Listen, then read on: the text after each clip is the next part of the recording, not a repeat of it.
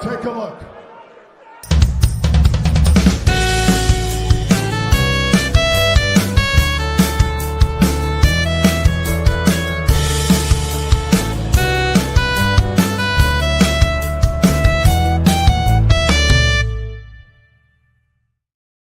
It's March 14th, 2025. I am at Joel Pearl or thejoelpearl.com on Blue Sky, and it's time to get in the weeds.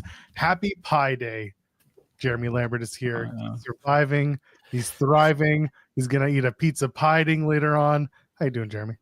I'm alive. Made it to a Friday. That's the best I could say. Well, you've made it through the week. Now you get to be rewarded with a Smackdown in the afternoon and a TNA Plus show in the evening. I ain't watching that TNA show. Chris and I were talking last night during the post show, and we said we're not doing a post show for Sacrifice because realistically, the only thing that's going to happen in terms of like moments are Ryan Nemeth's going to turn on Nick Nemeth. Maybe Elijah turns on Joe Hendry to set up a match. But other than that, the tag titles are going to change. The knockouts tag titles are going to change hands, and that's about it. Other than that, Ali and Santana is going to be fantastic. That's the only. There's your post show, yay! So we decided not to, and then we came to realize, oh, but SmackDown's on at 3, so the post show is going to be also at like a normal hour. So we could go unopposed and do this post show. Nah. We decided not to. We're just going to stick with what we got. Take a well-deserved Friday night off. Yeah, you don't need to do a post show for this TNA Plus show. When TNA Plus shows have like a banger card, we do it. We'll do it. But this one is just not there. Burying this card. Yeah, it's not a good card. What do you want me to tell you? Masha's going to beat Cora Jade. Tess is going to beat Ying Lee, and people are going to feel a certain way about it. Jeff Hardy's going to have a great match with Moose and climb up a ladder. Moose is going to retain. And then the steel cage match. Like, it's going to be a fun show, but nothing major is going to happen. I just told you all the major stuff. That's about it. You don't think there's going to be any TNA or WWE NXT people outside of the people who are already there? Nope. Okay. I really don't, because the Hardys are indisposed, and that's it. The pay-per-view. That's the other thing, is that they have Unbreakable on the 17th over WrestleMania weekend, and they've got the pay-per-view the following week. So there's enough time for WWE to get involved with the tapings afterwards. Oh, and Chavo's going to be there. That's the big news, is Chavo Guerrero is going to be on the show. Like, oh, okay, sure. He's at the tapings, right? Is he going to be on the show tonight, or he just at the tapings? They could have him do a pop-up appearance and do a thing, for all I know. He's been advertised for the tapings. I believe it's just the tapings, but they could always have him show up the night before. Yeah, true. That's fine. But listen, the Sacrifice will be a fine show. I just don't think it's one that's going to need a post show from us.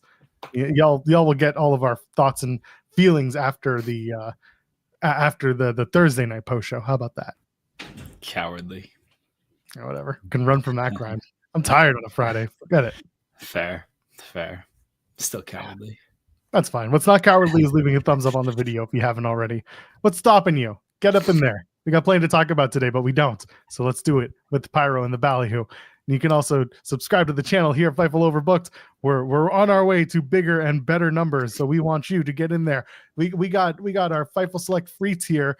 Plug in the idea that y'all can sponsor the show. So if you want to do that, get in touch with Sean or Kate or Jeremy or whoever you need to sponsor this particular show, because we are on 5 days a week, 10 a.m. Eastern. There are opportunities to have your name, logo, visage. I don't care. I just want you to promote your stuff on our show.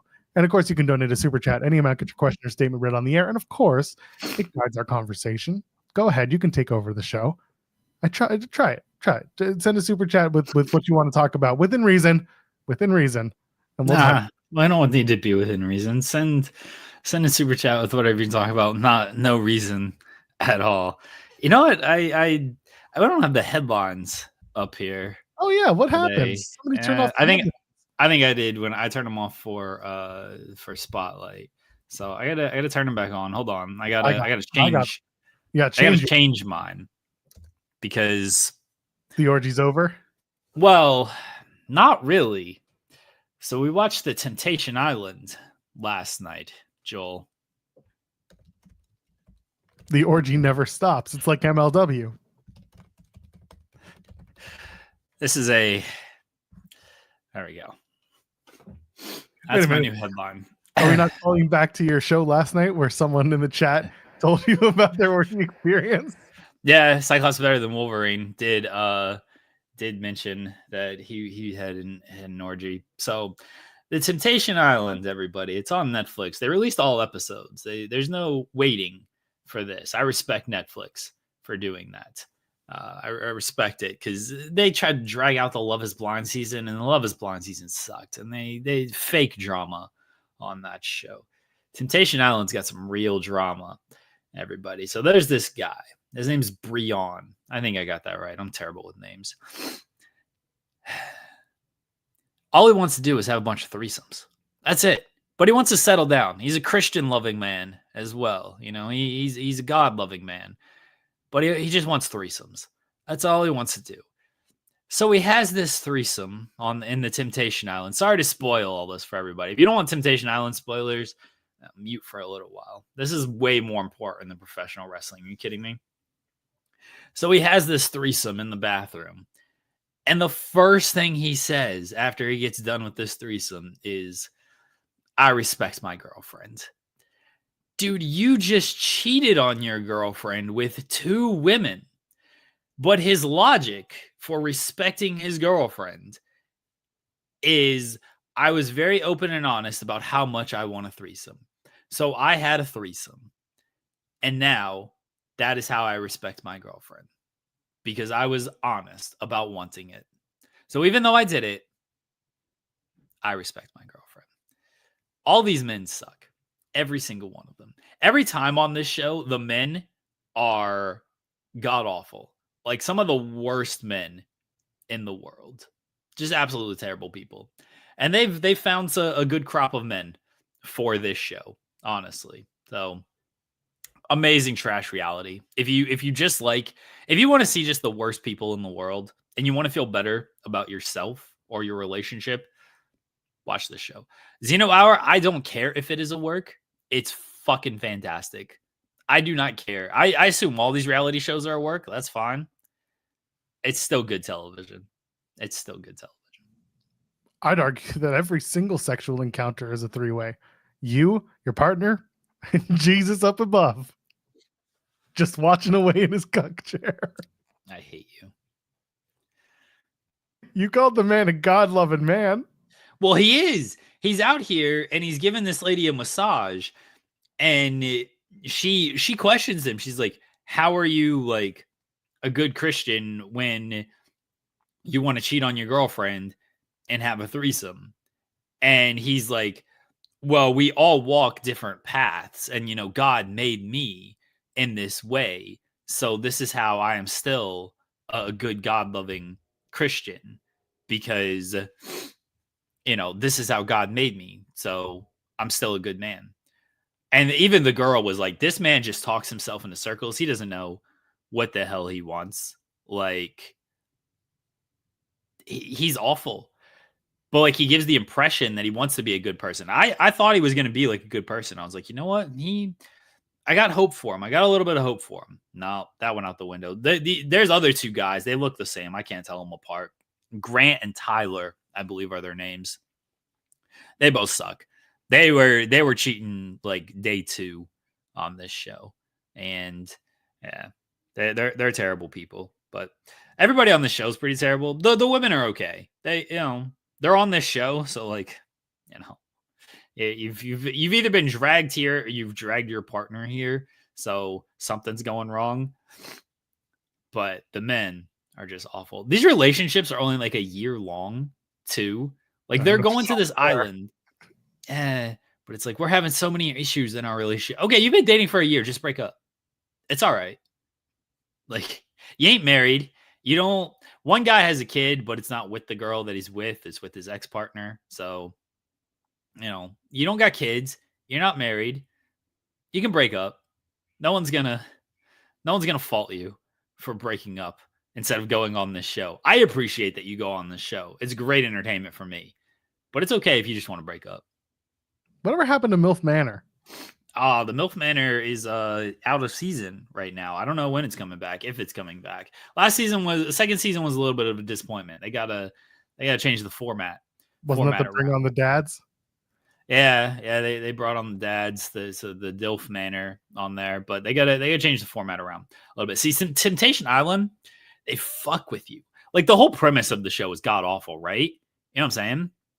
It's fair. Yes, it's an awful premise. I don't watch this. Yeah, it's an awful premise, but like it's a great premise. It's a great premise.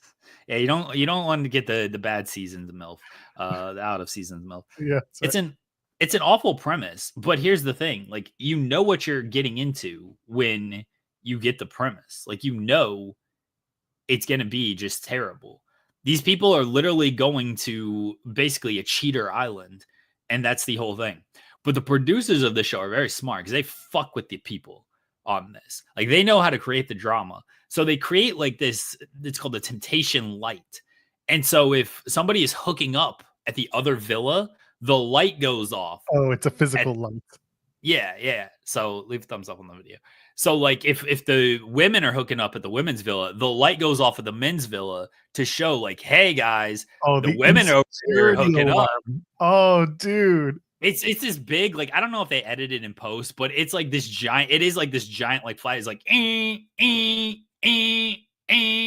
it's amazing. So then everybody's like paranoid of like, is my partner cheating? Is my partner hooking up? And then they're like, well, fuck, now I think it is my partner. So now I'm gonna go.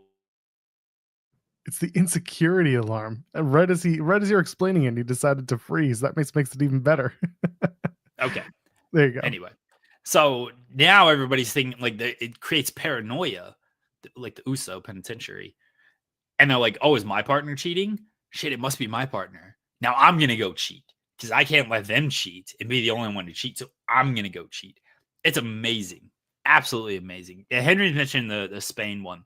They got a lot of attention. I've not watched it because it's not subtitled. I'm hoping someone like puts it up on YouTube and like subtitles it or something. But yeah, if you've seen like the Spain one, it's the same show. It's just different flavors of crazy. I love this. Have Booker T do commentary. Don't have him do commentary. I want him to be the alarm so that it goes off and it's just him whenever Vaquer does the hip thing. Is it just that. It's Booker T over and over again. It's a god awful show. This is what I'm doing after I get done with this show today, is watching more Temptation Island.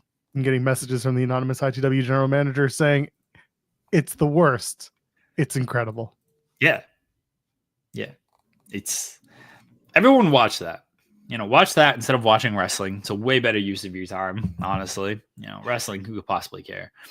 Can you keep talking about it for 10 seconds while I go? Of course. Thanks. So Henry says Spain showing the girl getting clapped live. That's how the show works, Henry. So Spain is not. I don't know when the like which country had the first season of Temptation Island, but it's been on for years now. It used to be on after Raw or NXT on USA, but it used to be on right after those shows.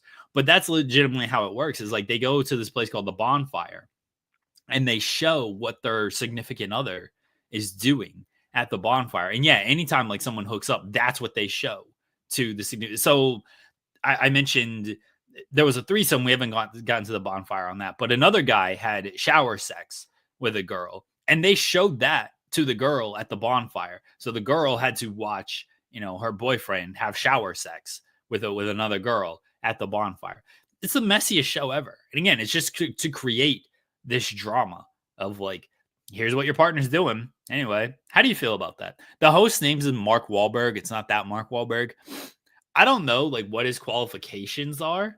Like, I don't know if he like has a therapy license. Doubtful. Or if he went to college or studied any of this, or if he just read a bunch of books.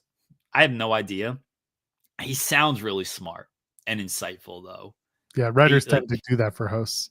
Yeah. Well, whatever. However it is, like he always sounds very smart and like enlightening. He rules. So he shows like these videos of like these people like cheating on each other. Or one woman was like, "Yeah, my boyfriend has bitch tendencies." He's like, he's a little bitch basically. And then like they show these clips, and then Mark's first question to these people was like, "What'd you see? How'd that make you feel?" It's like, well, Mark, I feel like shit. I just watched my boyfriend have sex with another woman. Well, Mark, it sucks to hear my girlfriend say that I have bitch tendencies. Rules. He's like, you are on the spiritual journey. You got to forgive yourself first. You got to look inward towards yourself and remind yourself who you are. Who are you without her? Who are you without him? You need to find that person. And then once you can forgive yourself, maybe you can start to forgive them and move forward. It's like, yeah, Mark. Yeah, you're right, Mark. It's like, he doesn't fucking know what he's saying, but it rules. Absolutely rules. Everyone watch this show. It's great. I will not be watching the show, but I appreciate that you give the insight to it. What do you want me to do? I don't have enough hours of my day to. I watch enough doomsday content. I don't need to watch people begging for a cuck chair just to get through their lives. Ken Bruno say it's pie day and the weeds like pie will never end except weekends. It ends on the weekends. That's true. We don't have a weekend show yet. We need to find our Denise Salcedo. We need to find we need to pair up. We need to find someone who wants to host and a former wrestler to run our Saturday Sunday show. And then we need a Bully Ray type of person to do an after dark. I don't know who that could be. Nah. I don't think I'd want anyone, honestly, on this channel to do that. Bully's just like, now he's just leaning into it because he knows he's getting that engagement bait. Doing the whole like, this guy and this guy are great promos. They'll be even better when they come to WWE. And it's just like, all right, man, we know what this is. We need that person. So, I mean, we could do that, like we could do it. I have zero interest in doing that, and nobody pays me enough to try. So we're not going to get into that. I'd rather be who I am doing what I am. And that's having a good show with people who aren't absolute weirdos when it comes to wrestling. Yeah. Ryan Lambert's asking me my top 5 Cora Jade TNA matches. Well, what's funny about that is she has had 1. Oh, I guess she's had 2. But my favorite was the one she's going to have tonight against Masha Slamovich. Actually, I think that match will be good. She's going to lose, but it'll be good. Good for her. What's your favorite Cora Jade TNA match, Jeremy? I didn't realize how tall she was. Well, I think it's more like the other knockouts are just short. Maybe, but I mean, I guess I think it could be true as well. But man, she was like towering over Tessa Blanchard. Like I thought Tessa Blanchard was kind of tall. Like I've seen Tessa Blanchard in person, and she's not short or anything. But Cora Jade looked like a friggin' monster next to her. Well, she is. They call her the American Monster. I popped when they won, and like she had her hand raised, and then she goes like this with her hand raised. That was so funny. I thought of you, Joel. Don't ever think of me. I'm so mad right now. Tessa's labeled as 5'4", by the way.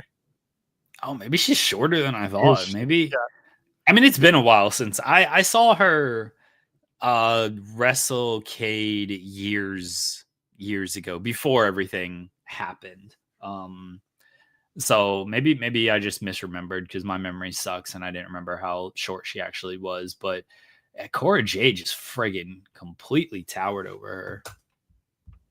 Yeah. Maybe just saying silly racist shit made her cower into herself until she became 5'4". Jesus. What? What do you want from my life? Cora's probably about 5'7", 5'6", whatever. Put her next to Rhea Ripley. Rhea Ripley's the tallest 6 foot tall, 5'8" woman you'll ever meet. So it would all make sense. Yeah. We'll find out. Cycle is better than Wolverine. St. Joel hates Bully because he took his AEW hate gimmick. Buddy, yes, but also like if I got paid the money Bully gets paid to do the shit that he does, I'd consider doing it because Bully gets paid to do this stupid shit. And this is the big difference here. I don't believe Bully is acting fully in good faith beyond the paycheck he makes to say this shit. I think he knows where his bread has been buttered and he decided to add a little extra butter and he gets paid for that handsomely. There are other people who will take all of their hate, all of their feelings, all of everything, and they will blast it out for free. And I think that's a waste of time and money because wrestling's not real and neither are these takes. It's like, what's the point? Wrestling's not real and neither are these takes. That's an amazing like tagline. I love it. Remember it for later because I will not. Somebody will remember that. That should be the tagline for this show. Wrestling's not real and neither are these takes. Done. That's the new logo. That's the new slogan, the new tagline for the show. Start telling everyone wrestling's not real and neither are the takes. Pay me $40,000 a year, and I'll give you whatever takes you want that are within reason. I mean, I don't know Bully Ray. I've never met Bully Ray. I say it all the time. I don't care about his opinion. Just don't. I don't care what he has to say about AEW. I pay no mind to what he has to say. You know, Bill Simmons made headlines of, oh, the Jaguars are terrible because Tony Khan's focused on AEW, which is a hilarious comment because AEW fans think that like AEW sucks in the fall when it's Jaguar season. It's like, well, Tony's paying too much attention to the Jags, and that's why AEW is so bad right now. Meanwhile, Fulham's like having a good season, and like doesn't seem like that's affecting things either way over there. I just don't care about the takes of these people. To me, and I'm not trying to put myself lower. It's actually or higher. I'm actually putting everybody else lower. To me, these takes have the same opinion that I have. Like, just because Bully Ray is a former wrestler and has done it for however long he's done it, doesn't make his opinion on AEW any more valid than Joel's, in my opinion. Like, he's just a dude who's given his thoughts on the he doesn't know how the stuff works back there. He doesn't know what goes into it. It's his opinion. Whether he fully believes it or not, I have no idea. But it's just like his opinion, man. If I had a line to a lot of people with influence in AEW's locker room, I asked about it, yeah, maybe I'd have different feelings, different emotions. I'd be a little more connected to it. I could tell you that much because I would understand better. I don't. So I just give my opinion about what I see coming from my own personal excitement for wrestling, or at least my interest in certain types of wrestling. That's all it is. And that's what most people are. If you've got an in and you know people and that influences your conversation, but still manages to keep it balanced, I respect those takes. But I'm not going to sit here and be like, oh, the grifter accounts are right. No, they're not. They're doing exactly what they're doing. This is funny. This is how sometimes too in the bubble we are. I did the $40,000 a year joke as a WWE ID joke, and people didn't get it because like maybe 3% of our audience knows that that's how much they get paid. Joel is wrong with his takes. That is fair, Brian. Screw you, Ryan. Make nice and then you do this to me. I mean, I think Joel's opinion on the frame rates is way more valid than Bully's opinion on, oh, can't wait for Bully or MJF and Hangman to go to AEW. Or Jesus, I'm fucking up a lot today. Can't wait for Hangman and MJF to go to WWE so they can be stars. Like, all right, dude. Well, they're going to be in AEW for a while, so just enjoy that instead of trying to throw in this The sad part about all this is like these are the same people that'll like preach and talk about tribalism, and then they do this to further fan the flames of tribalism. It's like, oh, I don't care if it's AEW, WWE. I just want wrestling to succeed. Wrestling is in such a great place. All these guys are friends anyway. Like, stop latching on to one company. And then they do this shit. It's like, it's very obvious to see. Like, you're not really fooling anybody with this. It's lame. It's lame. And we know, like, Bully's got a WWE job right now. Like, He's on WWE LFG. So it's very disingenuous where when he's talking about this stuff. Again, this is why I do not care for I don't care about his opinion on AEW. I don't care about Jeff Jarrett's opinion on WWE. Jeff Jarrett works for AEW. I don't care what he thinks about WWE.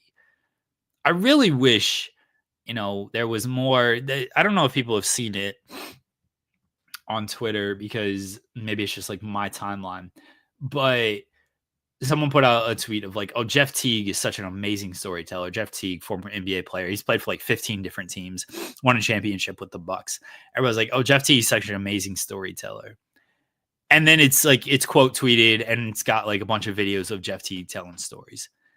I wish more wrestlers would just do that. I know it doesn't get any traction compared to these hot takes, but I wish wrestlers would just like tell the stories of their career because they got so many to tell. Jeff Teague telling stories of like shoving LeBron during a playoff game and shoving Ricky Rubio and everything. One, he is a great storyteller, but he's been on so many teams. He's been in so many locker rooms.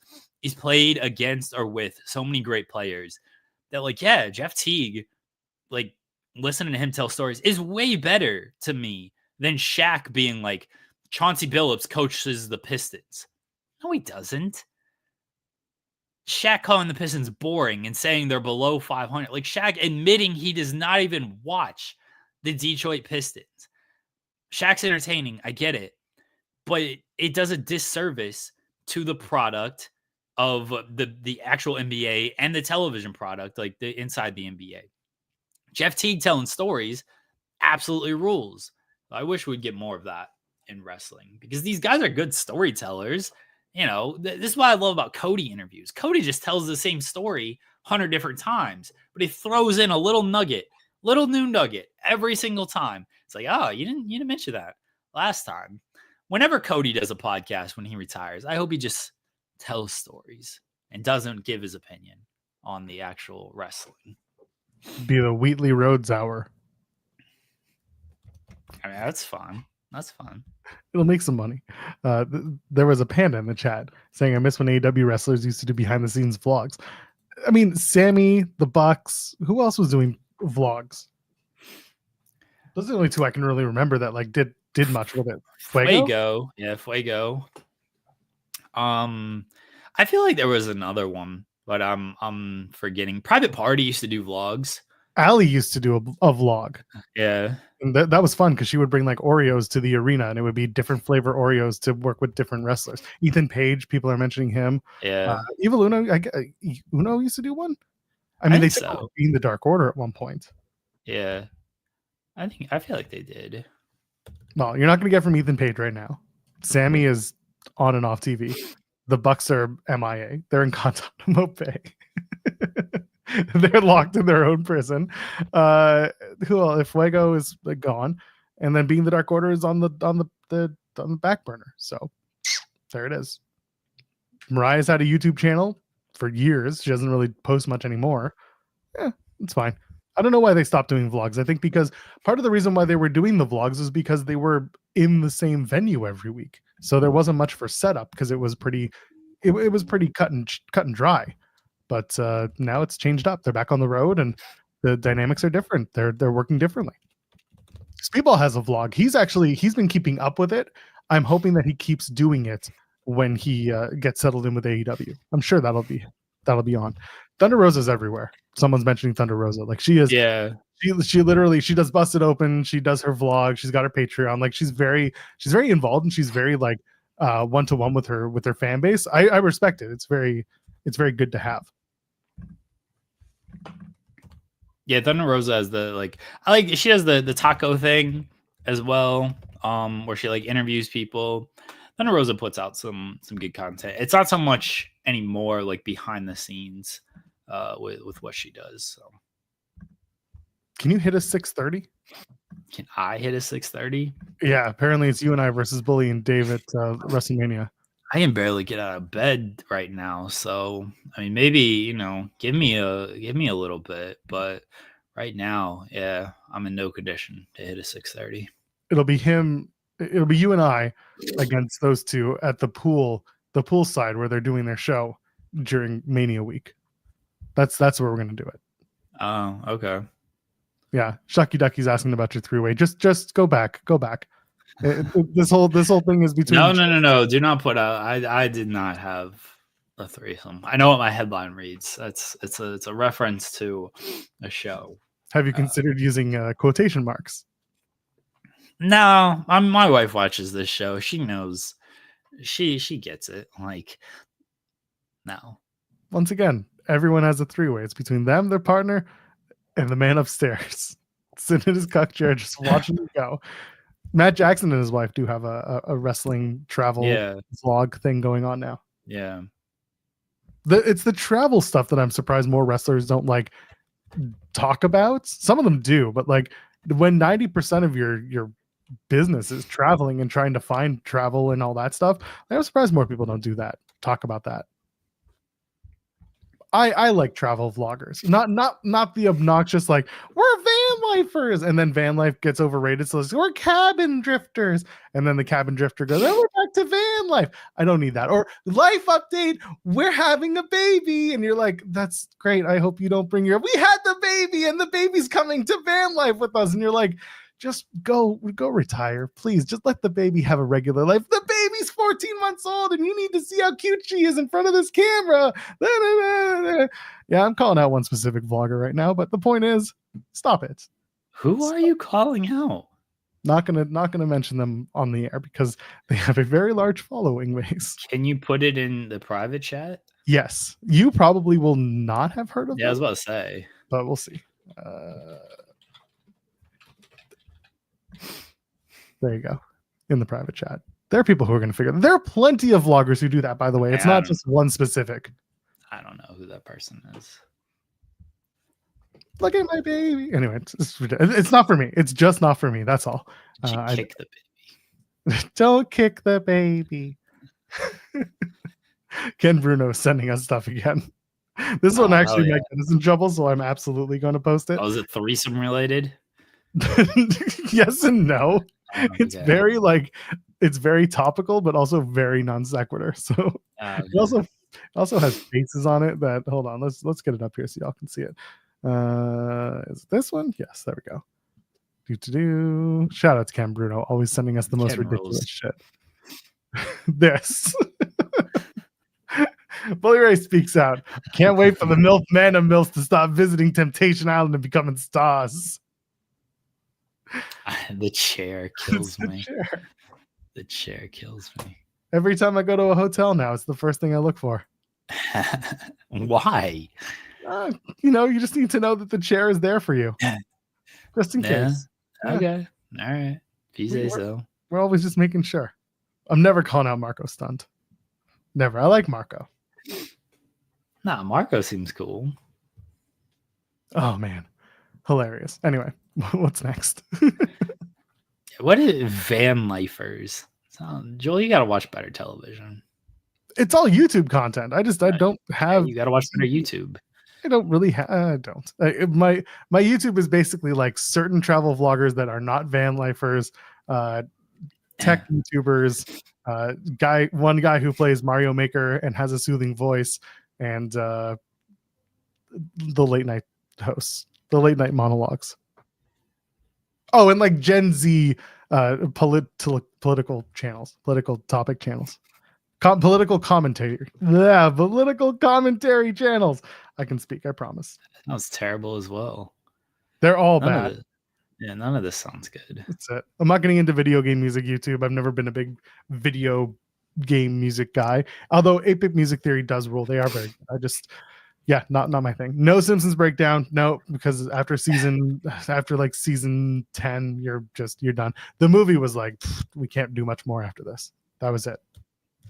I don't need all the breakdowns about why a certain scene is politically relevant or not. No. I did watch Orator for a while. Brendan almost got it. I actually watch Orator's friend. I watch Panga. I am an avid Pangaea Panga watcher. Pangaea Panga? Is it about penguins? He goes by Panga. It is not penguin related. He has a whole thing about why he named himself that, but yeah, it's that. Those are the ones that I watch. Zeno hour. Just go be a chair. Go be a cuck chair. Stay, just keep it to yourself. Be a cuck chair. Can't wait till you go to the Holiday Inn and figure out how to work. Get out of this Marriott hotel. People just, I mean, it's wrestling, so I get it, but like, yeah, him just like, go be a fan. Like, what? Huh? What are you doing? Anyway. Back in my day, we used to take those fans backstage and have a conversation with our fists. T-Von, get the cuck chair.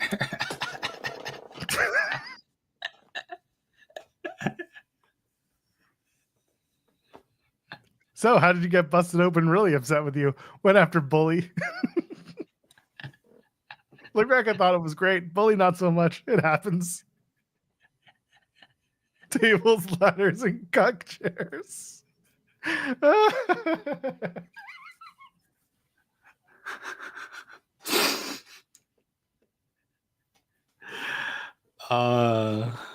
We've peaked. We can't top. Devon, get the cuck chair and tables, ladders, and cuck chairs. How would... Never mind. No, please go ahead. Wait, I guess so. Like, I'm gonna actually make this wrestling related for some reason or another. So, like, the table's set up, and then, like, you know, it's get the cuck chair, and then like they sit the tag team partner in the cuck chair, so they do like the 3D to the other person. Like, you gotta watch. You gotta watch. We 3D your partner through this table. Yeah, that's pretty much it.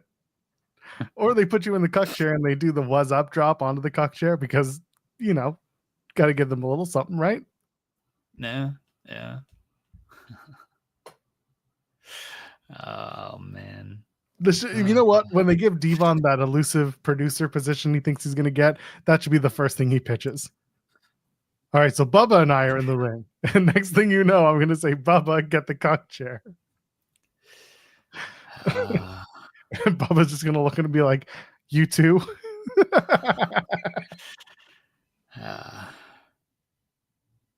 Was this on LFG? Yeah, may as well have been. We should be pitching this to Janela. Oh, Janela would love this shit. Yeah. We should pitch a bunch of stuff to Janela. It sucks that we're so professional when we talk to these people, because if they saw the rest of the shit we talk about, they would be much more inclined to join us for these shows. I mean, we are a little professional, but then we did the Paul London interview, and that was not professional at all. That was a choice. That was amazing. I mean, the one we did with him and the one SB3 and I did, like, both of them were just completely off the rails. We were talking about zombies jacking off on Tuesday's show with Paul London. So, no, this... Yeah, next time we have Janela on, we'll just start throwing ideas at him. See, he's going to be like, all right, guys, how about we don't do any of this? Up to you, just being a pal. Want you to have these here. We wrote a list, and it's just like, it just falls off the floor. It's just a long ass list. Oh my God. Yeah. All right. Well, we did it. We got through this episode. Wait, sorry. We still got another hour and a half to go. Who am I kidding?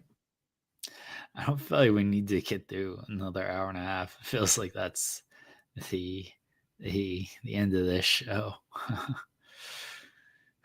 All the promoters are pushing back on everything Dave's been saying lately. So might as well get to the main topic. So now there have been two things now. The first is actually our topic over here, our actual main thumbnail topic. And the other one is actually a story that dropped in the Wrestling Observer newsletter this morning about WWE ID. The deal, according to the contract, is that Gabe Sapolsky puts their matches together, the WWE ID matches, and then gives the script to the promoter who has booked them. The promoter pays the talent and can push that the talent comes from WWE. WWE covers the travel costs with a stipend, and the promoter pays the difference if the travel costs are larger than the stipend. That is according to to Dave and the newsletter. Brett Lauderdale just tweeted out and quote tweeted the story and said, "My experience with WWE ID: 1. Gabe doesn't put the matches together. 2. I've never seen or heard of a script. 3. We are allowed to push WWE ID on talent announcements, but we don't, in GCW's case. And 4. Not aware of any travel stipend or travel share, but that would be cool." This is all Brett's experience. I'm not saying that is 100% what happens, but that is the experience of one specific promoter. I'm interested in seeing how other promoters come out or don't to discuss how this matters or doesn't. Yeah. There's been some wrestlers who have talked about it as well. I'm gonna assume I'm gonna go with what Brett says here, because Brett's a promoter who works with WWE ID and has worked with WWE on a number of things, actually, because WWE Talent has worked GCW shows, namely Bloodsport, which it feels more as a Barnett thing than a Lauderdale thing. But obviously WWE ID Talent have been part of GCW shows. Mathers is part of stuff. Jack Cartwheel has been part of stuff, and like they've lost on these shows too. So I don't think I don't have any insight on this. The way I've gathered the WWE ID stuff from just a viewer perspective and just like seeing how it's put together, it feels like you can book WWE ID Talent and they can win or lose, and it's not an issue. You know, Statlander faced Aaron Rourke at a Beyond show, and Statlander won. Megan Baines facing, I think, Zeta coming up pretty soon. That might be at a GCW show as well. And I'm gonna assume Megan Baines gonna win that match. I don't feel like Megan Baines gonna be losing too much on the indies. Although if it is happening and this is now out there, I would love for Brett to do the other way around just to fuck with people.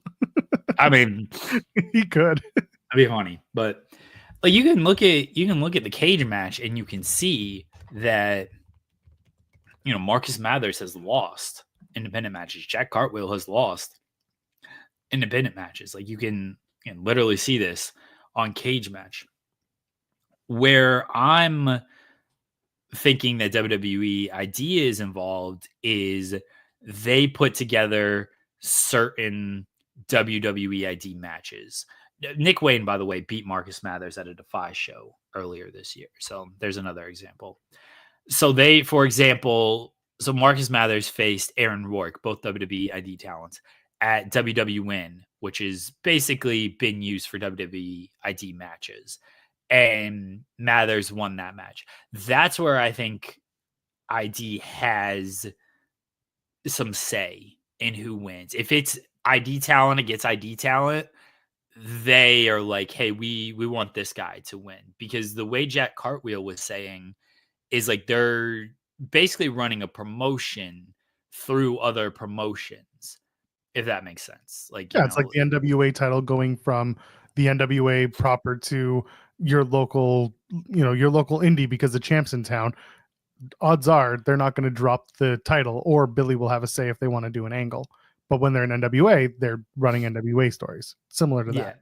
Yeah. So that's how I've gathered it. And that's how, and if you look at just announcements and results, that's what it looks like it is. Could be completely wrong. Obviously don't know the back end stuff. Brett talking about back end stuff of script, and we're allowed to push the ID on talent announcements. So, company promotions definitely do that. GCW has enough just cachet with the fans to where they don't need to be like, hey, WWE ID talent. Like most of these guys were already GCW staples before they were with WWE ID. So they probably don't feel the need to do that.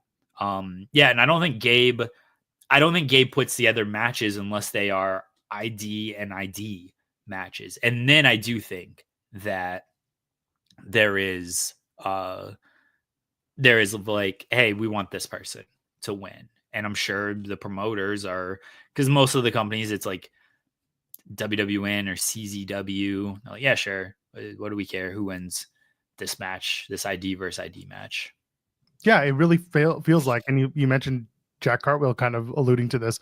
If it's ID versus ID and it has some sort of play into the titles that they're going to be launching, or if they have some sort of interest in the Evolve component that comes with WWE ID, then yeah, it makes sense that Gabe would have a say. It's no different than, again, like the NWA champion goes into the territory, or GCW champions, the tag champions, right? Cole and Alec will go into, Blood Brothers. Sorry, that's the name of the host, the Northern Crown, and they'll put up the GCW tag titles against like Bang and Matthews.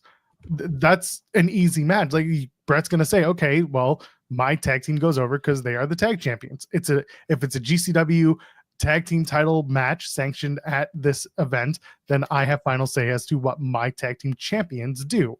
That makes perfect sense. WWE ID versus WWE ID. Yeah, if it's going to play into the role of the WWE ID product and the system and the eventual titles that they're going to have, then it makes sense that Gabe would basically send them and say, these two people are coming to play in your house. This is what's going to happen. And then they're going to leave. Like they're there to be a part of it. That's kind of how I see it too, is if they're just facing other talent, they're taking an indie booking, then they can be promoted as WWE ID, but it's not a showcase match, which is what they've been saying these WWE ID versus WWE ID matches are. Those are a showcase. The other ones are just matches with ID talent. Yeah. Freelance uses, Ryan's mentioning Chicago Indies, like Freelance uses a lot of WWE ID talent. Kylie Ray being a big example of an ID talent who gets regularly used. So yeah. The Buy Spry people have gotten back to me. Oh boy, this is the update we all needed for today. Did we actually want this, or should we just go about our day? I don't know. No, we can't leave the people hanging after yesterday where you buried Buy Spry. So first of all, for those who missed yesterday's show, I ordered a phone through Best Buy through a company called Buy Spry. They do like refurbished and refreshed phones. Bought an iPhone 14 Pro, 512 gigabyte model, and they called it eSIM only. That means it's a US version. Don't care, they're unlocked. I paid $400 Canadian for it. It's like 150 US, kind of a joke. But anyway, I knew that they screwed up and they sent me an 11 Pro instead. And they think that they're being coy. So I sent them a message on Best Buy's website, and it just says it says contact seller, and all I said was, you sent me an 11 Pro. That's it. And then I got the automatic macro that said like, oh, please look at this PDF document and we can work towards a resolution. I'm here to support you. And I just said, hi, it's a very simple situation. Buy Spy sent me the wrong phone. I would like for you to send me the right phone. I can send back the 11 Pro, but I would like the assurance that the 14 Pro will be sent to me. Thanks. This is the reply. Hello, thank you for contacting Buy Spry customer service. I do apologize for the inconvenience that this has caused you. However, please know that we cannot facilitate your request. We can only offer you a return for a full refund. We humbly ask for your understanding and cooperation regarding this matter. We are here to support you through every step of the way, and if you have any additional questions or concerns, please do not hesitate to contact us. Our team is committed to providing you the best possible customer service experience and resolving the issue for you. Good thing, because resolving the issue is sending me the right phone because you screwed up. Now I got to call these assholes because they're only going to reply once a day, by the way. Because of Best Buy, they'll only reply once a day. Now I have to deal with them on the phone. Oh, bullshit. I ain't sending back no phone. You send me my right phone. You screwed up. Assholes. They humbly request your understanding, Joel. They fucked up. All they have to do is own up to the fact that they wrong listing and instead of pulling, this is what really frustrates me. A proper company would have just canceled the order and that would have been it. And I've had that happen before. They could have told, cancel the order and say, oh, we're out of stock. Okay, fine. Instead, they decided to pull a bait and switch and think that was okay. Like, in what world is that the answer? That's what bugs me. That's why I'm on the warpath now, because they thought they were going to screw with someone who, you know, was buying one thing and they got something else. That's what annoys me. They just had to cancel it. Go fight them. I want to. I'm going to go to Gaithersburg, Maryland, and just go after them. Yeah, hell yeah. Let's all go to Maryland and fight Buy Spry, everybody. Don't even know that's legitimately where the company is, or if they just have a PO box somewhere. I'm going to call them after this. So stupid. Ryan Adams saying Maple Leaf Pro announced Zoe Zager versus Kylie Ray. Kylie Ray. Kylie Ray was someone else. Zoe Zager versus Kylie. Oh my God, Kylie Ray. Oh my God, I hate myself. Both are WWE ID talents. Yeah, I mean, it's very possible. It's an ID match, and maybe Dia Moore, you know, had to, again, whoever they want to win is maybe gonna win. We should ask Scott D'Amore of like what his experience is with it. They work with a bunch of indies. I imagine it changes from indie to indie. GCW, I'm not saying they play by different rules, but they're in a much higher position than a lot of these independent companies. So they don't, Brett said it himself, like, we can use the WWE ID branding. We choose not to. That's their choice because they're in a position to not have to do that. A different indie might not feel that they can be in that position, so they're going to use the brand. Yeah, it's as easy as that. And if you end up doing some sort of ID match, and then because this is part of their tournament too for the women's championship for Maple Leaf Pro, so the winner of this doesn't then go on to have the next match be a, you know, basically, like, let's say it's Gabe. Let's just say for the sake of putting a face on it, let's say it's Gabe who gets to say, okay, we would like for Zoe Zager to go on in this particular tournament. After that, there's no more say because there's no more WWE ID talent involved. That's just the one time. And that's it. Could be as easy as that. If everyone in this tournament was WWE ID'd, then it would be a different conversation. And questionable at best. Yeah. Zeno Hour. Scott D'Amore in the cuck chair of his own promotion. You people are menaces. I'm pretty sure the Better Business Bureau does exist in Canada, by the way. So I can look into that. But it doesn't matter because they're an American company that I'm ordering from. I knew the risks, but I also know that I have the reward. I don't feel like you do. I feel like you've. I have the fake reward. I have the leverage right now. How's that? Do you? No, but I can tell myself that I do. I feel like they've got you in the cuck chair here, Joel. They definitely do not. I have the. I feel like Buy Spry is fucking the iPhone 14 in front of you, and you're watching with your iPhone X. I feel like that's how this is going. It's an 11 Pro. Get it right, dick. But no. Joel's so mad that the camera quality sucks compared to the 14. He's like, I ordered the 3.5 camera and I've got the 11, which only has the 2.3 camera. And he's so mad as he's watching Buy Spry and the iPhone 14 just have hot pixel sex. Jesus Christ. Oh, this is a problematic show. I'm not. The frame rates on the iPhone 11 are not giving me good quality to this iPhone fucking we got going on here. The argument is simple. Why did you send me the wrong phone when you knew you had the wrong listing? That's really all it comes down to. Then that's the conversation that's going to ensue. Why didn't you pull the listing? Why didn't you cancel the order? What are we doing here? They acted in bad faith. That's what it comes down to. Order from Cuck Cellular. Cuck Cellular.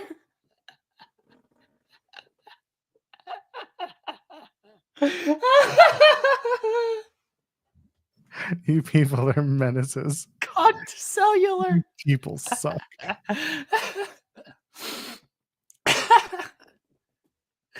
Listen, I'd rather you guys roast me than the one that's that they're talking about being potential roast of WrestleMania. You see this news? You see this garbage? Who could possibly care about that shit? Let's make more cuck More jokes with Joel's phone. Don't worry, other people want to make those jokes too, but not about my phone. Oh, let's do that. That's way funnier. Ryan, you took it too far. That's not nice. Let's at least be nice to Joel. We can make fun of his cuck cellular phone, but let's not say Joel is being cuck boy. Damn, boy. Cuck mania is hilarious. That's what it's going to be after all said and done.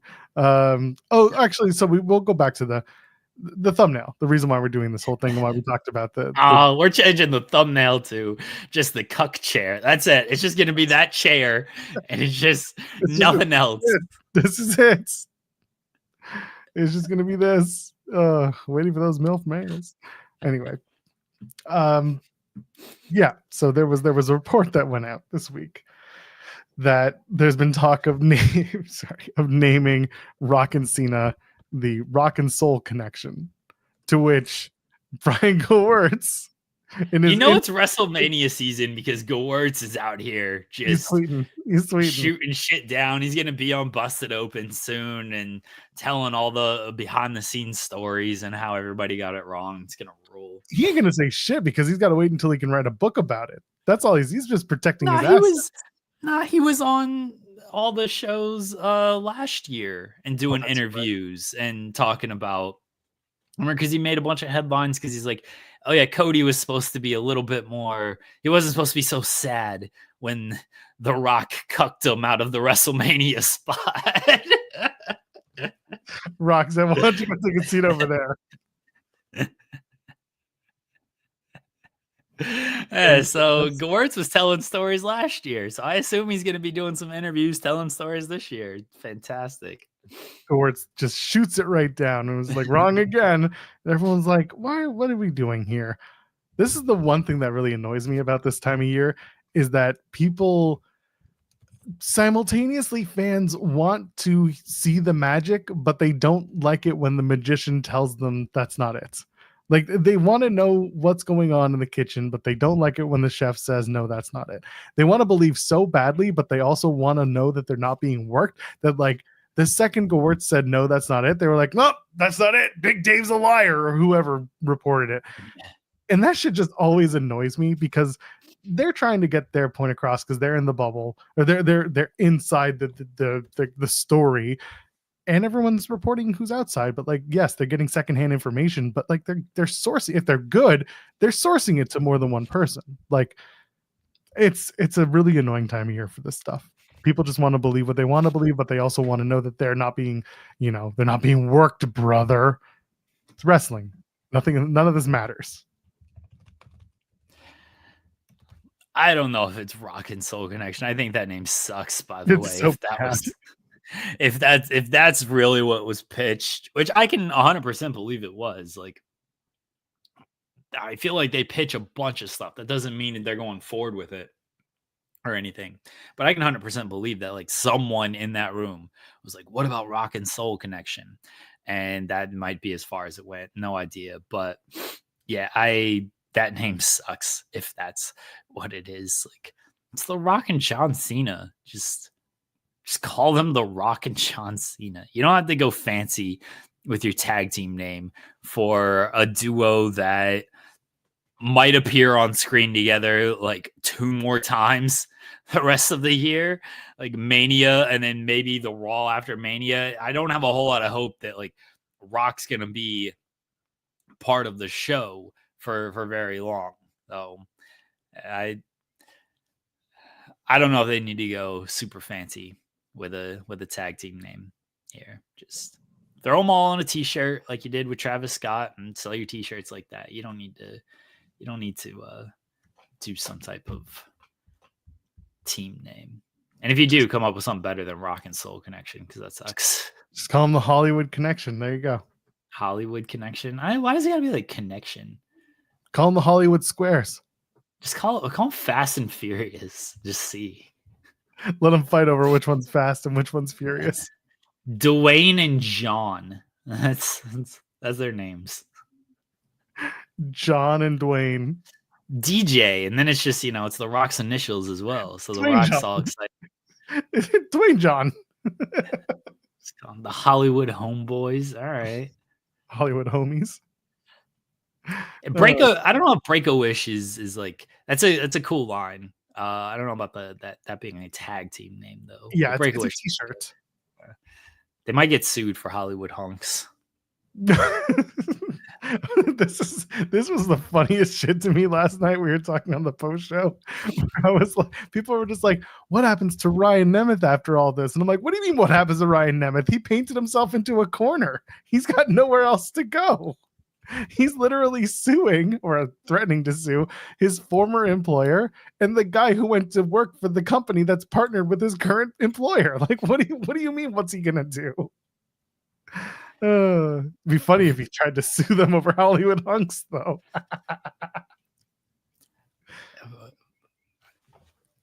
What happens to Ryan Nemeth? Sure, that's definitely the that was takeaway. That was the question of one person in our chat. What happens? What do you mean? What happens to Ryan Nemeth? No, the same thing that's been happening to Ryan Nemeth for like 20 years now. He's gonna just get steady work somewhere and be okay. Like he's gonna do a podcast or stand-up show or whatever he does. Because the show's just gonna be My Big Brother. It's gonna be him just tracking his brother's whereabouts. I put an air tag in my brother's suitcase. Let's see where he is right now. Right now he's at home. That's the end of the episode for this week. So concerned with Ryan Nemeth. That rules. Good on Ryan Nemeth. His new gimmick should be random lawsuits. That would be fantastic, actually. That'd be hilarious. Yeah, it would be great. Yeah, I made him into a YouTuber. Ryan Nemeth, the YouTuber. Let's track my brother's whereabouts. Nemeth can go to OVW. There are enough people from TNA who work for OVW, so you could do it. Yeah, he's gonna turn on his brother tonight. They're gonna have a match at Rebellion. It's happening. It's gonna be all in service of getting to Nick Nemeth versus JBL at Slammiversary. I'm so excited for that shit. That sounds terrible. Terribly entertaining, yes. Come on, if you're a Laps fan and someone tells you that Dolph Ziggler and Bradshaw are gonna have a match and you can get tickets for $20 and it's a pay-per-view and it's at UBS Arena, you'd consider it. No, I wouldn't at all. This sounds awful. What if I told you the Hardys were going to have a tag team tables, ladders, and chairs style match? Would that get you to buy the $20 ticket? I mean, yeah, the Hardys wrestling gets me a little bit closer to wanting to be at the show, but why would I want to see JBL against Nick Nemeth? That's hilarious for me. Like, but I wouldn't pay for that either. Like, I'd happily just watch that at home and laugh. I would not spend money to go see that match. Listen, man, there are people who want to spend hours in line to go see their racist hero deny them of their beer opportunities. So I don't put it past that there are people who want to watch Nick Nemeth take on JBL in 2025. Yeah, not for me. But the history, all the times JBL came in and did the blah, and all the times that JBL came in and took out other people, and all the times JBL brought Nick Nemeth down to the ring in AAA where they're not doing the match. It'll be fun, right? Yeah. No. Elijah turning on Joe Hendry seems logical. However, I think after last night, Jeremy, I have to say, the play is Ali and Santana long term. Did you watch much of TNA last night, or did you see the standout segment between Ali and Santana? I did see the segment, yes. I think Ali's winning. I think they're starting to tell the Santana redemption story. Santana's been undefeated. Now they've pointed that out multiple times. This is going to be the fall of Santana chapter. He's going to lose. He's going to question himself. He's going to have to climb his way back up. Ali, I think, is going to win the match, win the title, possibly from Hendry, which would get good heat. And Ali would be the best worst champion because he would make Santana's life hell while Santana's trying to fight back. And eventually Santana gets his comeuppance for Slammiversary, wins his way to a match with Ali, beats Ali, and wins the title. That is a story of a story. And these two have already proven they have the chemistry out of the ring. If they do it in the ring, when I no doubt they will, you can drag that out until July and it would be top tier story for TNA. I hope they go there. That's my feeling, is that where they're going to go. All right. I hope you're right. Like, I much prefer that over your awful, and I know this is you just surmising booking, but your awful Frankie Kazarian and Santana match that I don't feel is going to do much in terms of getting people in. Ali and Santana, yeah, the segment last night was great. I think they'll have the best match on the show tonight, and I'm all for that being a more long-term story. And I was never a big fan of the Kazarian idea either. It was all just trying to service a babyface versus a heel, right? I know you were reading the tea leaves. I know. Yeah, no, in this case, this is a very much Ali Santana should be your next 6 months of storytelling in TNA. There's no reason around it. SB3 and I were talking about this. This is their A1 story. Their champion is not even he's in a 10-man steel cage match where like nobody really matters other than the one guy that's on his team who's probably going to turn on him, even though he's like, I'm not going to turn on you, man. And that's going to be that easy peasy, right? And we'll see. Someone's going to turn. Yeah, you think it's Elijah's turning tonight, and that's how we're going to do this? I think Ryan Nemeth is going to cost Nick Nemeth, and that's going to be the turn. Okay. The Elijah and Joe Hendry thing, I feel like they might do that in a different way. You don't need to do too many turns on this show. Like, do either do the Ryan Nemeth one or do the Nick's in the cage match, right? Yes, but here was the thing: Ryan took Nick's contract rematch last night. He took the world title rematch, which is, by the way, that was a clever way to get out of giving Nick Nemeth an automatic rematch for the world title. Now they're going to play it up. First of all, they've already shown us Nick Nemeth doesn't watch the product. We already know this. That's been established in canon. Fair. This whole time off, he hasn't watched. This is a good way to get away from that and set up Nick versus Ryan. You know they want to do it. The brothers want to fight. That's someone said, okay, let's just do that. But that's where they're going with that particular show. I don't think. What? Sorry, the Ryan Nemeth, my big brother. I don't think you should do 2 turns in this match. So neither do I. Okay. I think the Elijah thing happens at the tapings, or they set up some miscommunication that leads to that. All right. The show tonight is live on TNA Plus, and then they're taping tomorrow night for 2 weeks of TV. I don't think they're doing a live show again until they haven't announced one, have they? Maybe one of the Irvine shows is live. California after Rebellion. Yeah, I think one of those shows is live. Let's check. Let's see.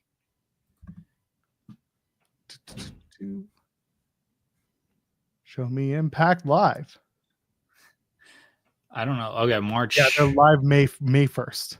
May 1st. Oh, okay. So that is the show after Rebellion. That seems to be where they're going, is they'll do a live show after a pay-per-view and maybe a live show here and there after that. So there you go. They'll be taped. Speaking of taped and not taped, WWE has announced that Backlash will be taking place Saturday, May the 10th. That's 3 weeks after WrestleMania, live from St. Louis at the Enterprise Center. Randy Orton will absolutely be the headliner for that show. And then they'll have to downsize the venue again. WWE today announced that Backlash will emanate from the Enterprise Center in St. Louis, Missouri on Saturday, May 10th. The event will feature St. Louis native Randy Orton, in addition to WWE superstar John Cena, who will make his first Backlash appearance since 2009 as he continues to work on his year-long farewell tour. And there you go. There you go. It's going to be a busy John Cena-filled few months.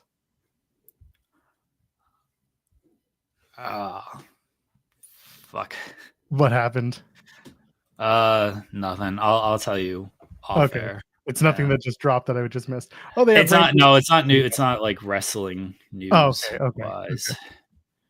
I was under the impression it was. I saw that Randy Orton did an announcement for the Backlash announcement. Good for him. I'm glad that people are booing the stateside Backlash. It worked for a little while doing it internationally. They'll still be doing international shows in the next little while. They're just not going to do Backlash every year elsewhere. They got other money to make. That's how it works. I won't be there. I'm sorry. Imagine willingly claiming you're from St. Louis. It's true. I get it. It's not where I would want to be from. I visited St. Louis. I liked it okay. So, you think the Rock and Sock connection would the Rock and Sock? The Rock and Sock connection would rule. Doing that now with Mick Foley and this version of the final boss in the ring. Mick trying to be funny. Dwayne just being like, from 1 second he's a baby face, and then the next second he's like, "Shut up, fatty." I'm just kidding. I'm just playing a role. Those two trying to do It's a Wonderful Life, but it's 2025. That would rule and be simultaneously the worst. That's what I want for my wrestling. All right, what else we got? Sorry, this news is throwing me off. It's nothing bad or anybody out there. It's nothing that has anything to do with this show. It has things to do with my other responsibilities on this website. So I'm just trying to get things in order. That's my fault. A little thrown off. Tell them they're the worst and that they need to listen to your plans. Yeah. You know who we need to clean this place up? We need Butterbean. He'll clean this place up for us. Oh, I should check my Instagram messages. So, remember I messaged the lightning foot. I forget his name. Who you told me to message him. Did I? Yeah. He was on the show you went to, the Northern Crown show with the gimmick. Oh, Bruce Thunderstein. Yeah, Thunder, not Lightning. Thunderstein. Sorry. Yeah, that's why I was very confused because I was talking about Butterbean. Yeah. Okay. Come on, Bruce. No, he messaged me back, but I never check Instagram. But I checked Instagram yesterday, and I was like, "Oh fuck, I'm so sorry." I apologize that I didn't message you back. So we're hopefully going to get him on the show pretty soon. Hell yeah. Bruce Thunderstein needs to be on the show. He needs to be the weekend talent that runs this event. We need him and someone, I don't know who, running an ITW weekend show. I don't know who. That would be great. Yeah. I'm looking forward to potentially bringing Bruce Thunderstein onto the show because people need to have more eyes on this guy, Mr. Shakeweight himself. I do have a feeler out to Butterbean. I've contacted his people, so we shall see if anything comes out of that. It's a big match that he's going to be having, and people are starting to notice it. All started when we started noticing it. Oh man, Bruce Thunderstein and Maggie. That's a tandem I need to see. And I'm not being sarcastic. I think I need to see that. She'll have no idea who this man is, which makes it even funnier because it's not like she watches the Canadian independent scene. Oh, Chad, thank you for letting us know. We did mention that Backlash will be in St. Louis May the 10th. Yeah. We'll even have a short on it over on this channel because something simple for me. Yeah, because it's easy work for Jeremy, and we like to give Jeremy easy peasy work. Yeah. Should we go through the rest of this TNA card for tonight just because we're here? Sure. We've basically already talked about the two big matches. Cora Jade's going to be taking on Masha Slamovich for the TNA Knockouts World title. I'm sure everyone's very excited for this. She's going to lose. Good for Cora Jade coming in, making making a run for the Knockouts Championship. I think this would be a lot better if they did it as a hardcore match, but it'll be what it'll be for now. Masha and Cora, it'll be fine. Masha will retain, and we'll just keep on moving on, right? Cora should win. Fuck it. Just to do that with the title, just to piss you off. If Cora Jade wins, you got to do a post show. Oh. Just so I can absolutely lose my shit on the air. Let's go. All right. Think about it. The 6-man tag, right? The Rascals and Ace Austin take on Wesley, Tyson, and Tyreek. This is the match that I think will start moving us closer to Tyreek and Tyson going after the NXT tag titles, and I think the Hardys will be involved in that too.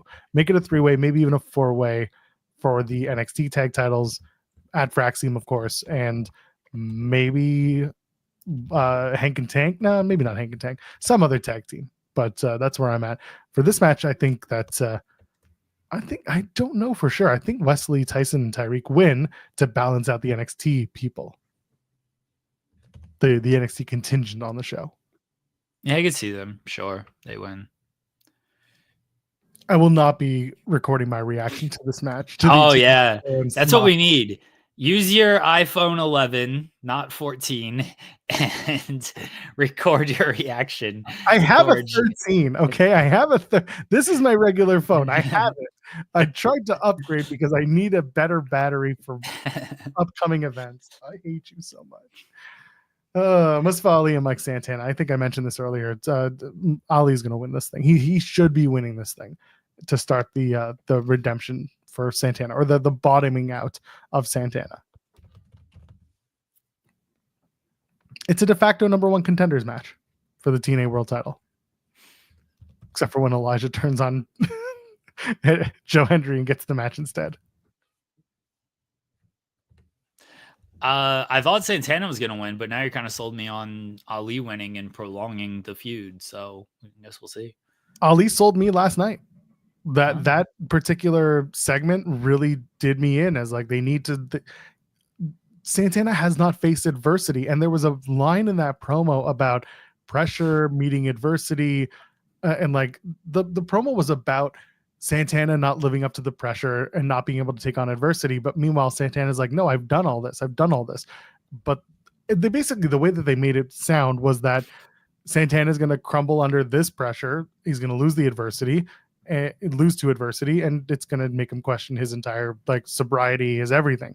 And as a result, Ali will reign supreme and make life hell for Santana. That's the way it should go. That's the way it should be. All right.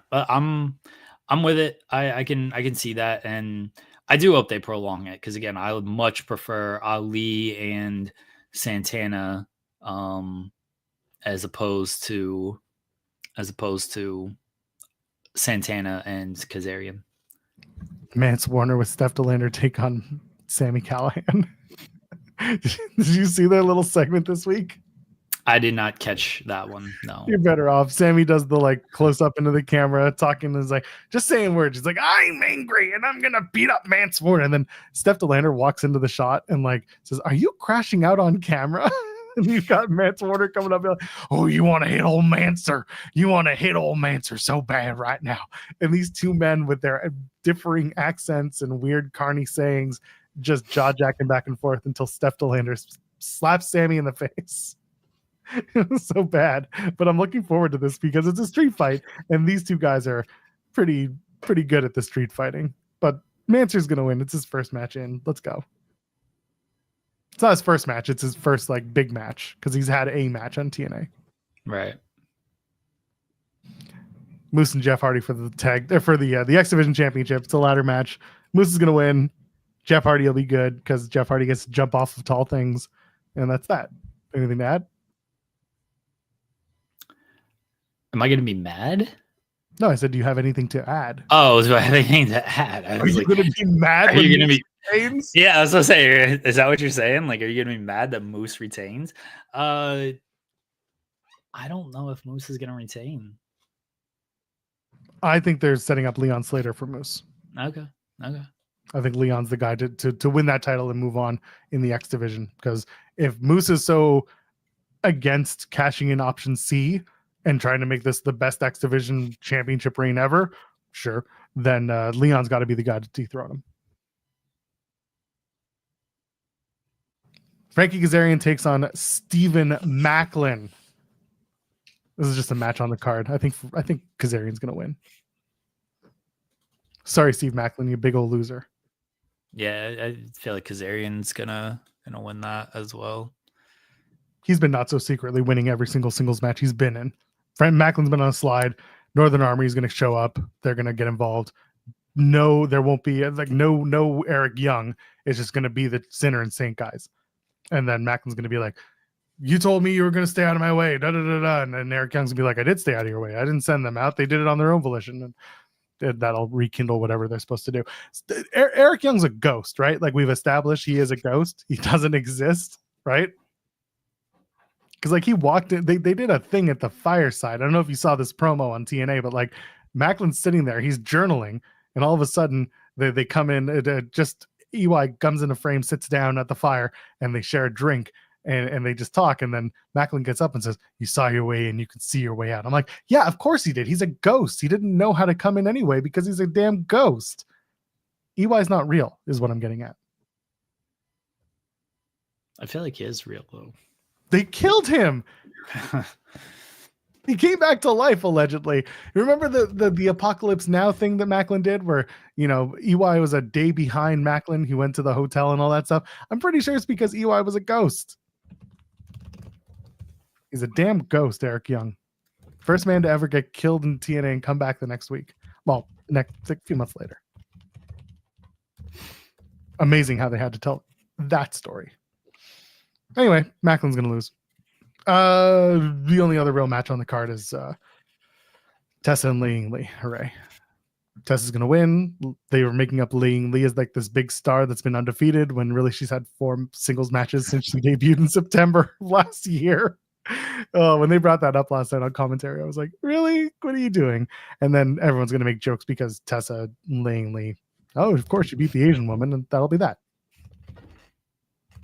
Hopefully El Paso has plenty to say to Miss Blanchard when she comes out. Yeah, they were on her last time, so when they were in Texas. So yeah, bless Texas. Once in a while, y'all get it right.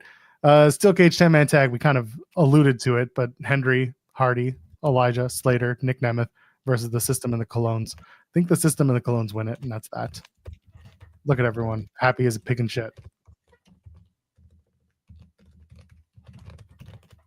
That's how you feel about it too, right? I know, it's just existing. It's just there. It's just a match that's happening. So this is why we're not doing a post show, because we basically just told you what's going to happen. Sure, they can swerve us and do something completely different, but I don't really think they will. What else should we talk about here? Smackdown in a couple hours. That's right. Who? Oh, that was you. What? Jeremy. Where is SmackDown tonight? Oh, I don't know what I put. You put the Wells Fargo Center in Philly. You did last week. It's okay. Yeah.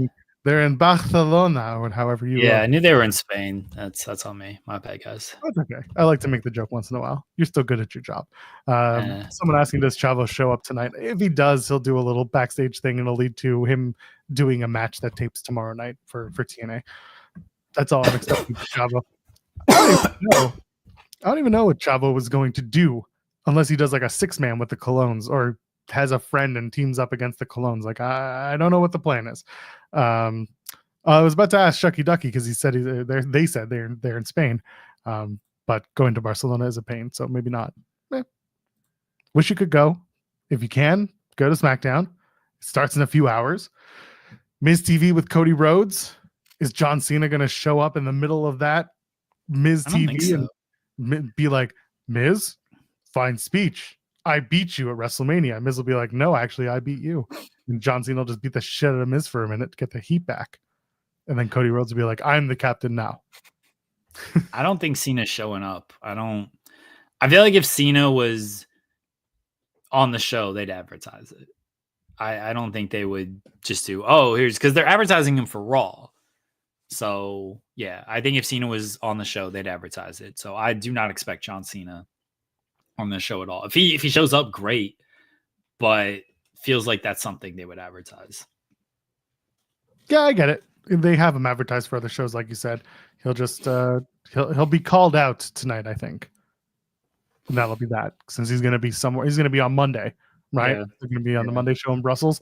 This will just be Cody Rhodes setting up for that, and Miz and maybe Mello, they'll set up a tag match. It'll be Cody. Who could Cody get to be his friend? Take on Miz and Mello. R-Truth. Yeah, he could. Yeah, why wouldn't it be R-Truth? That honestly sounds like the perfect partner. There you go. We just set up your main event episode of SmackDown. It's going to be Cody Rhodes and R-Truth versus Miz and Mello. What if remind us if and when it happens, tag WWE and say Joel and Jeremy got it right. What if, like, R-Truth does like the whole John Cena thing, and Cody becomes so enraged that he like beats up R-Truth? That's it. I mean, last week Fightful Select reported there was supposed to be an R-Truth and Cody segment. Yeah. This could be the week where they get to it, so that they could team those two together to take on Miz and Mello. Look at that. Charlotte Flair takes on B-Fab because Charlotte Flair needs a match, and then Tiffany Stratton will come out and beat up Charlotte Flair. I don't know about all that. I mean, I think Charlotte Flair is going to win, and then Tiffany Stratton's going to come out, and Charlotte Flair might just stand over her again. That's such a good bit that Charlotte's just going to stand tall all the way to WrestleMania, and she's going to win at WrestleMania as well. It's like, what did Tiffany gain from this? Experience, brother. She got the Charlotte Flair experience. Rules. I wish his last name started with a T so we can call it the CTE. No one remembers your first title reign, right? That's how it works. Oh God. Love Charlotte Flair. Love the Queen. # bow down. I screwed up my own bit. You can't have Miz TV and you can't have Miz and Mello versus Cody and Truth because it's Randy Orton versus Carmelo Hayes. So it's going to be Cody and Randy versus Mello and Miz. Yeah. Very upset by this. Maybe they'll still do something with R-Truth. Scrap the Orton match. Just scrap it. Whatever. They change these plans all the time before the show. It's fine. That's right. Triple H just got off the plane now. He's like, oh, what did you do? What did you set up? No, we're not going to do that. We're going to tear up the script, start all over again. Yeah. And then DIY takes on the Street Profits for the tag titles, apparently. Didn't realize that was on tonight's show. Yeah. Yeah.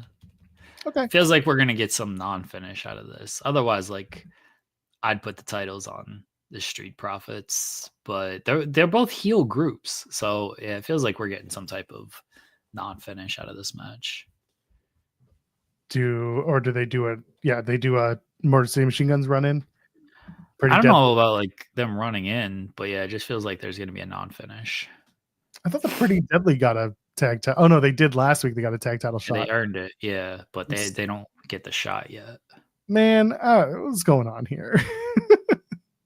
LA Knight's got the US title. He's not officially announced, but you got to assume he's going to do stuff. I don't assume that. I do. He's going to come in and be like, yeah, US champion, yeah. And everyone's going to be like, see. All right, sure. It feels like, since A-Kid has been hanging around the Spanish indies, you should give him a showcase match. Maybe do something for Speed or for SmackDown. I hope they do the return of A-Kid. I think that'd be a lot of fun. He should face Axiom. That'd be a sweet match. I think Axiom versus the Kid would be perfect. Yeah, that'd be good. That's SmackDown for tonight. They've got those 4 things, more than they've ever had announced in the last few weeks. Good for them. Yeah. Shows that WWE Eurotrips mean you get more out of this. Oh, and of course, AEW Collision is Saturday night from Las Vegas, Nevada, home of WrestleMania 41, but don't tell them that. They're going to be at the Theater of Virgin Hotels. That's going to be a fun one. Tenru is asking us if either of us have been to Spain. I have not. I've done a lot of Eastern Europe. I have not done Spain. Have you been to Spain? I've not been to Spain, though. You know what they say about the rains in Spain? They get hold on. The life of the wife gets threatened by the knife. I'm thinking of the Family Guy bit, not the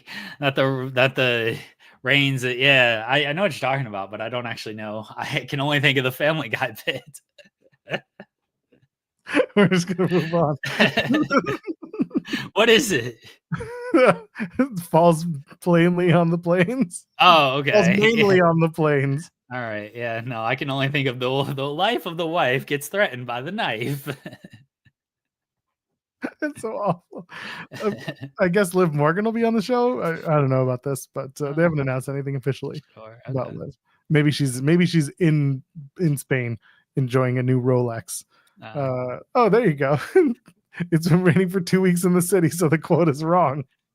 Ruined everything.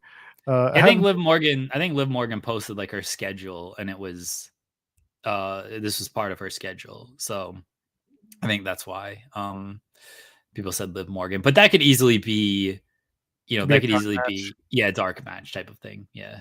Yeah, or it could be a backstager where she's like, "I'm a tag champion. I can show up wherever I want." Well, at least she is a tag champion and she can do that, unlike Bianca Belair, who should be on SmackDown, but for some reason can appear on Raw. Well, she won the Elimination Chamber and called her shot, so she gets the window. The window it's called the window of opportunity. When God closes a window, he opens another window with opportunity. Tenrys is telling us, go to Malaga, go to Barcelona, go to Portugal too. I have a lot of Portuguese people that I know from this city of Toronto. Big Portuguese community. One day I'll make it to Spain. It's just it hasn't been on my list of places to be able to go to yet. I haven't been offered the opportunity to go. I'm very much a travel work kind of person. That's how I do most of my traveling. Collision at the Theater Virgin Hotel in Las Vegas. That'll be a fun place to run an event. You've got Katsuyori Shibata versus Ricochet in the Intercontinental Championship Eliminator Tournament, and Mark Davis versus Mark Briscoe in that Eliminator Tournament. FTR take on Kyle O'Reilly and Roderick Strong, and they're taping a bunch of lucha matches for Ring of Honor. A Ring of Honor at this point is, call it LOH, just call it Lucha of Honor. That's all they're doing. Just lucha matches. Gravity's going to come back, win that world title, and then it's going to be Ring of Lucha, ROL. What are you looking forward to at Collision this week? I think the matches will be good. It feels like they're going to give Undisputed Kingdom and FTR a lot of time. Like how much time did they get last time? Like let's see, what is the old cage match? 25 minutes. Was it? Give or take, I don't know. It was 15. Oh, okay. 15. Yeah, it feels like they're going to get every bit of 20 on this show. So I expect that to be a long match. It'll be good. I expect it to be a long match. Yeah, it should be good. There's also MLP this weekend. Yeah, Pros this weekend. Yeah. That's the women's quarterfinal matches on the pre-show. Bia Moss and Taylor Rising. You got Aurora Taves versus Serena Deeb. A lot of AEW talent on the show. Mike Bennett takes on Alex Zane. Jet Setters, that's Kushida and Kevin Knight. They're going to take on QT Marshall and Blake Christian. Get ready for some vanilla cuties. If that's not the name of their tag team, I don't know what we're doing here. Vanilla cuties? That's what we're going to call them. All right. Kiyomiya takes on Sheldon Jean. I haven't seen Sheldon Jean in a minute. The photo of him that they have is very, very 90s, like the big hair in the triangular formation. Good for Sheldon Jean. Love that dude. The Jericho Cruise Oceanic Championship. John Ross Sapp is going to be in that match. Are you excited for that? Hell I am. You doing okay, Sean? How you doing? Doing all right. Rushmore. That thing's good. Yeah, I just need to visit just to get that. It is sincerely worth it, but you got to visit on a Thursday or a Friday because it's the only day they sell it. But okay. I've started to get Rushmore scoops. Oh, I talked to the dad from Dad's Deli, the source, by God, and I told him how I found it, which I was shopping at a Big Lots, and I just smelled the restaurant and went there, and he goes, "Oh, you always get the Rushmore." And he said, "My son had a dream on President's Day of this sandwich and called and told me." So that's why we named it the Rushmore. And it's funny because they only sell it on Thursdays and Fridays, but on President's Day, my wife was like, they should probably sell those on President's Day because of that. And they did. So I went and got one. Master Eric, Blaster there. You are set up for your post wrestling scoops career. Oh, I get so on my little Twitter subscription gimmick that I do for charity. If you subscribe for like $3, I drop like music scoops, movie scoops. I broke the news of the Post Malone Oreos like 6 months ago. Like, just it's unusual what kind of scoops wrestling attracts, because like everybody's got a connection to wrestling somehow. But I think it was so funny because Kyler hit me up and he's like, "How did you know about Kawhi Leonard?" And I'm like, "What are you talking about? Like, what do you mean?" And he was like, "On your little subscription gimmick, you specifically said that he wouldn't," I think it was like he would not be playing before December or anything like that. And it was in like August or September, whatever they announced it. And I was like, "Oh, I knew things. You never know what might attract people." Yeah, I said it. I said he wouldn't play before Christmas. That's what it was. And I think he debuted January 4th. I feel like it was later than that, but maybe it was. It was Well, definitely I feel like in it's the new also year. a pretty safe goddamn prediction, to be honest with you. Like, Just kind of. I'm interested in your thoughts, Jeremy, even though this isn't the NBA show. Nah. When Michael Bridges Mikal Bridges, whatever, is saying, "Tibbs, you got to chill," I think that's the right person to say that type of thing. Guy who refuses to not play. Yeah, it's got to be him or Brunson saying it, because Mikal Bridges had like the Iron Man streak for the longest time. He played like 84 games last year because he was traded. So he never missed a game. Yeah. So now when he's saying that, it's like, yeah, maybe we should tone this down. Him or Brunson, because Brunson is like the leader. So if it comes from him, there's a little bit more cachet into his words as well. But everyone knows this. The Knicks have the most used 3-person combos in the NBA, 1 to 7. Everyone knows that Tibbs just plays the guys 48 minutes a night, and then they wonder why they flame out in the playoffs, because they don't run enough. They don't run enough of their depth during the regular season. Or why Luol Deng was cooked at 28, Noah at 29, why Jimmy Butler and Derrick Rose never played 65 games after leaving Chicago. I was a Bulls fan before I adopted the Raptors. I was a Bulls fan. I watched this unfold in real time. It was great to see Luol Deng out there for 42 minutes a game. It was cool. I liked it, but then I realized, maybe that's not good. I would rather a player play 75 to 82 games at 30 to 33, 34 minutes than I would them play, 55 to 60, which is the norm now. I hate it. I hate it all around. And the problem with like the Knicks is they've got some okay bench pieces that they can play. It's not like these guys are so terrible that they shouldn't be in the league. And it's like, oh, we can't play these guys at all. Like, you can play these guys for 6 minutes and be okay. It'll be fine. Like, they're pretty comfortable in the East in a playoff spot. Rest your starters down the stretch. It'll be fine. Yeah, but what about Otega Oweh in the SEC tournament last night? I don't watch basketball. By the way, if you're ever typing in SEC tournament, make sure you are diligent in doing that. That way you don't type in sex tournament into Google. Well, listen, everyone's looking for something different sometimes, John. Yeah. Well, listen, Otega Oweh will not pop up. Maybe a guy named Mark Pope playing a much different role will pop up. I think it's Mark Pipe that's been popping up when I do those searches, but I'll catch you guys later. Bye, Sean. What just happened? I don't think we accomplished anything with that, but it's fine. We haven't accomplished anything on the show at all today. So you didn't even have anything to plug on Select, or even talk about the fact that the SmackDown post show is early. Actually, I don't know if it is, but the Raw shows are early. Yeah, what I are don't we know doing? if the SmackDown shows are. Yeah. I should probably, you know what I can do? I can literally just go right here, StreamYard, and let's. I don't think it's set up yet. You haven't set it up yet. Okay, What are we doing? What are we doing, Kate? I think it's actually Rob who does those, but anyway. Anyway, nothing really to talk about. Let's face it. It's Friday. Everyone's ready to go to bed. I got Temptation Island to watch. We can, you know what? We gave the people cuck talk today. I don't know like what else we're supposed to. We should have ended the show then, you know? Like we really should have ended the show then. We didn't, but we went. We gave the people a little bit more.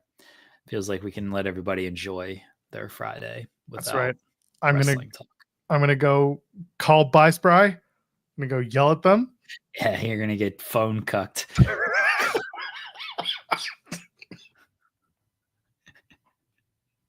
I hate you so much. Cuck cellular.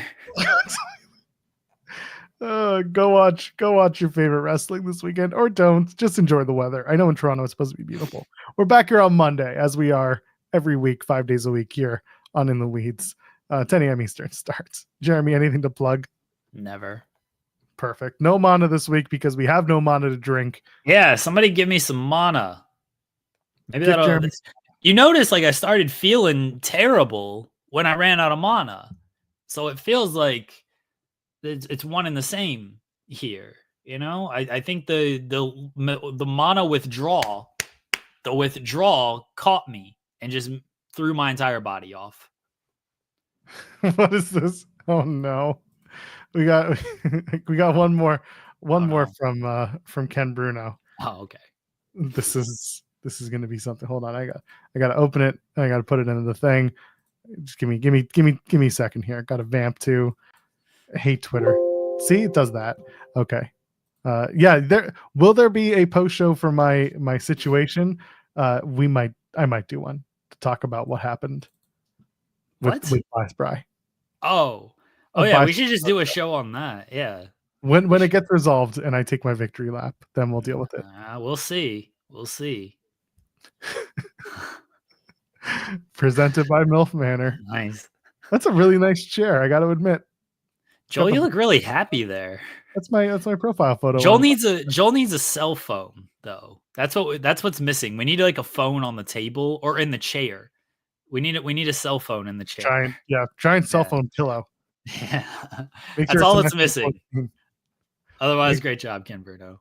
Love you guys. Oh my gosh, let's get out of here. For Jeremy Lambert, you know who I am. Ladies and gentlemen, friends beyond the binary, we'll see you on Monday. Enjoy your weekend. Cheers.